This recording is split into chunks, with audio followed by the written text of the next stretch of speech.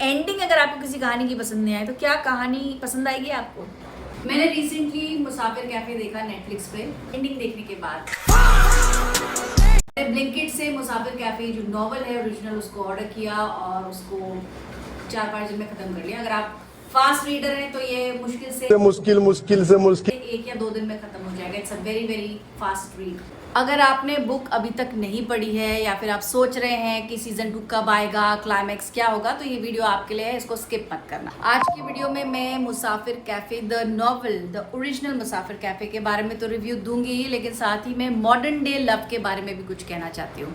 आपको क्या लगता है, क्या प्यार एक बहुत ही सिंपल सा इमोशन है जो जैसा कल था वैसा ही आज है, या फिर आज के समय में ये एक बहुत ही कॉम्प्लेक्स सा कॉन्सेप्ट बन गया है? आखिर है क्या प्यार? कई बार मैं अपने दोस्तों से या अपनी मॉम से या घर में किसी से भी पूछ लेती हूँ कि वो क्या सोचते हैं मॉडर्न लव के बारे में। आजकल का लव तो बस मैं कह नहीं सकता क्योंकि जेनजी लोगों के दिल टूट जाएंगे। बोलो बोलो। हाँ, लव तो बस यही होता है, social media, Instagram, Facebook. I am sorry Gen Z guys. आजकल के लोग वैसे तो जानते ही नहीं है कि प्यार होता क्या है, फर्स्ट थिंग।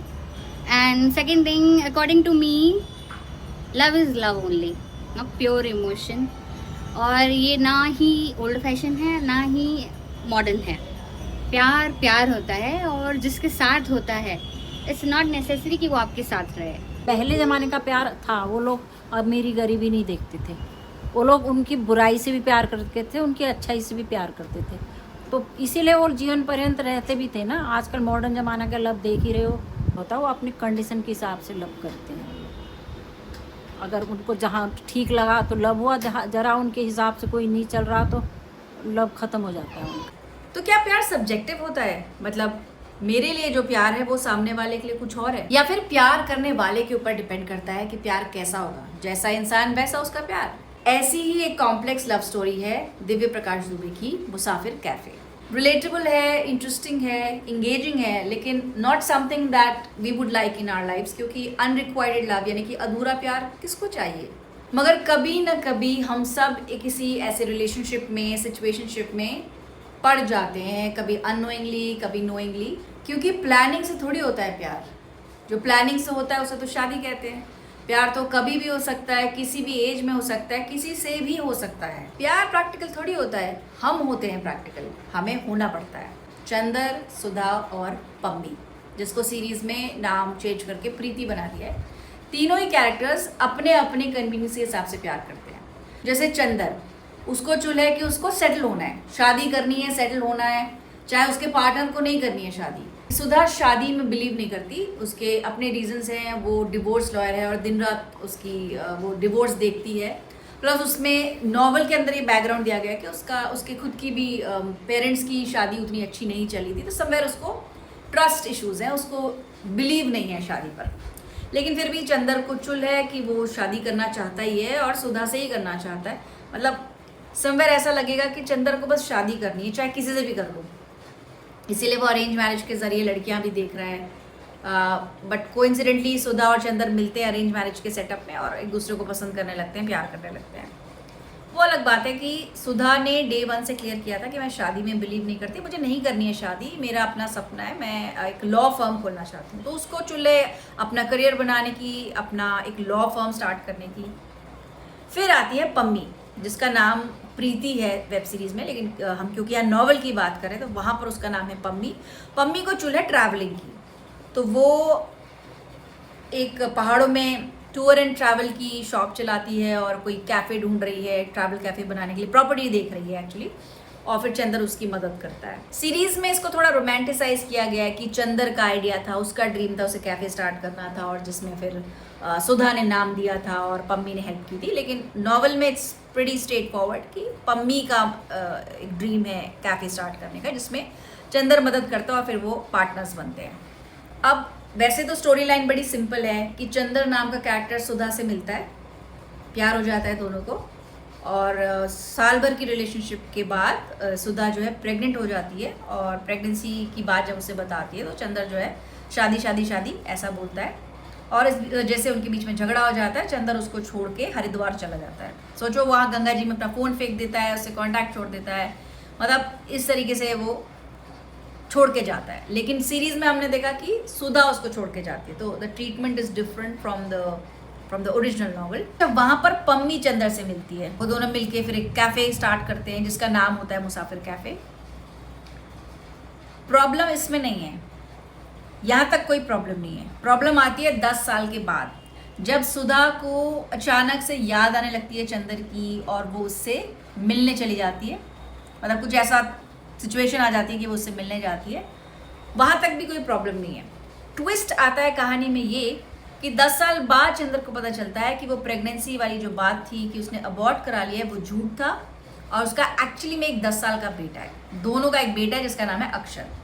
अब सीरीज में तो हमने ये सीक्वेंस बड़ा एकदम कट शॉट दिखाया है कि उसने बोला ये तो फॉल्स अलार्म था, प्रेगनेंस नहीं है। अब हो सकता है सीजन 2 में कुछ ट्विस्ट ले आई है, लेकिन सीजन 1 में तो प्रेगनेंसी को लेकर ज़्यादा कुछ नहीं दिखाया गया।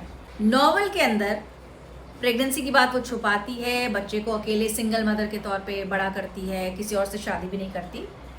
यहाँ तक भी मुझे कोई इशू नहीं है। प्रॉब्लम ये है कि जो लॉ फर्म में सुधा का पार्टनर है, जिसका सीरीज में नाम विनीत है, वो सुधा के घर भी आता है, उसके सेम घर में रहता है, उसके बेड पे सोता है, और ये सब उसके 10 साल के बच्चे के सामने हो रहा है। और उसमें एक लाइन है कि अक्षर नहीं समझ पाता था कि ये अंकल घर क्यों आते हैं, मतलब इनका क्या रिलेशन है। वो बच्चा था तो वो नहीं जानता था। सुधा ने शादी नहीं करी, कोई इशू नहीं है। उधर चंदर ने पहाड़ों में कैफ़े खोल लिया, अपने कैफ़े पार्टनर को अपना लाइफ पार्टनर सॉर्ट ऑफ बना लिया, उससे भी शादी नहीं करी, उसमें भी कोई इशू नहीं है। प्रॉब्लम है इसकी एंडिंग। एंड में सुधा और चंदर को जब आमना सामना होता है, वो दोनों मिलते हैं, तो उन दोनों का जो बेटा है अक्षर, वो जानते हैं पम्मी को, यानी प्रीति जो तीसरा कैरेक्टर है, उसको क्या कह के बुलाता है, बड़ी mummy. Can you imagine? As को पेरेंट्स चंदर और सुधा को क्या ये नहीं लगता कि उनका 10 साल का बेटा धीरे धीरे बड़ा हो रहा है और उसको ये चीज़ें समझ में आनी चाहिए, आएंगी ही इवेंचुअली। अगर वो ये समझ जाएगा कि सुधा के घर में जो आता है, मतलब उनके घर में जो आता है सुधा का बिजनेस पार्टनर, वो एक्चुअली में मेरी मॉम का बॉयफ्रेंड है। सेम चीज़ चंदर को भी लगनी चाहिए कि भाई मेरा बच्चा अब धीरे धीरे बड़ा हो रहा है, उसको भी ये चीज़ समझ आ जाएगी कि मेरी जो cafe partner again business partner है वो मेरी गर्लफ्रेंड है। इसके बावजूद भी अगर वो को पेरेंटिंग का फैसला लेते हैं, तो why would that child call her बड़ी mummy? Why is there so much of acceptance?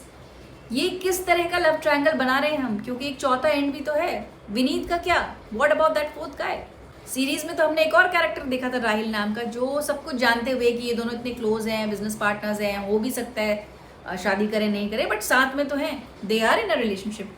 So why was that guy piling on Preeti? मुझे तो वो कैरेक्टर समझ में ही नहीं आया कि क्यों उसको ज़बरदस्ती डाला गया है। जब हम अपने पास्ट को अपने प्रेजेंट से अलग नहीं कर सकते, तो हम अपने प्रेजेंट को अपने फ्यूचर से कैसे अलग कर रहे हैं? करंटली अगर Sudha is with Vineet, Chandar is with Preeti or Pammi in this case, how and why are they making this choice? They decide for co-parenting. तो somewhere मुझे लगता है कि कहानी पूरी अच्छी है। मैं नॉवेल की बात कर रही हूँ, पूरी कहानी अच्छी है, लैंग्वेज बड़ी कॉन्वर्सेशनल है, आपको ऐसा लगेगा ही नहीं कि आप किताब पढ़ रहे हैं। इतनी फास्ट रीड है किताब, पढ़ते पढ़ते आपको ऐसा लगेगा जैसे आप कोई चीज़ देख रहे हैं। You will be able to visualise जब वो गोलगप्पे खा रहे हैं, जब वो कैफ़े में बैठे हैं, जब वो बातें कर रहे हैं समंदर के किनारे। You can very well visualise. I am also an English literature student, तो मुझे लैंग्वेज तो खैर मैं पर्सनली कहूँ तो मैं नहीं पसंद करूँगी इस तरह की लैंग्वेज, लेकिन ओवरऑल मैं कहूँगी कि इट्स अ इंटरेस्टिंग रीड। तो सीरीज़ इससे बहुत अलग बनाई है, उसका ट्रीटमेंट अलग है, उसकी एंडिंग भी हो सकती है कुछ अलग हो सकती है। सीरीज़ बहुत स्लो बर्न है, तो बहुत पेशेंस होगा आपके पास तो ही आप इसको देख पाएंगे। अदरवाइज आप किताब पढ़ी और छुट्टी, नहीं तो वीडियो देख के मैंने आपको समरी दे दी है, आप देन यू कैन डिसाइड। मुझे ऐसा लगता है कि ये जो एंडिंग थी ये डेलिब्रेट है, क्रिएटर्स ने और राइटर ने जानबूझ के ऐसी एंडिंग करी है रेज बेट करने के लिए, मतलब हमारे अंदर वो इमोशंस इवोक कर सके, शायद इसलिए इस तरह की एंडिंग रखी गई है। तीनों कैरेक्टर्स रियल वर्ल्ड से हैं, मतलब इस तरह के लोग हमें रियल वर्ल्ड में दिखेंगे। They have their own flaws. लेकिन सुधा और चंदर की इस कहानी में नुकसान किसका हुआ? हमारे टाइम का। इतना टाइम आपने किसी कहानी को दिया और अंत में सबको सब कुछ मिल गया। मतलब अगर आपने किसी को हर्ट किया किसी वजह से, तो उस चीज़ के लिए आसानी से माफ़ी मिल जाती है। सीजन 2 आने से पहले ही मैंने आपको सारी की सारी कहानी बता दी। अगर कॉकटेल 2 का आप रिव्यू चाहते हैं तो प्लीज़ कमेंट बॉक्स में कमेंट छोड़ते हुए जाना। अगला वीडियो कॉकटेल 2।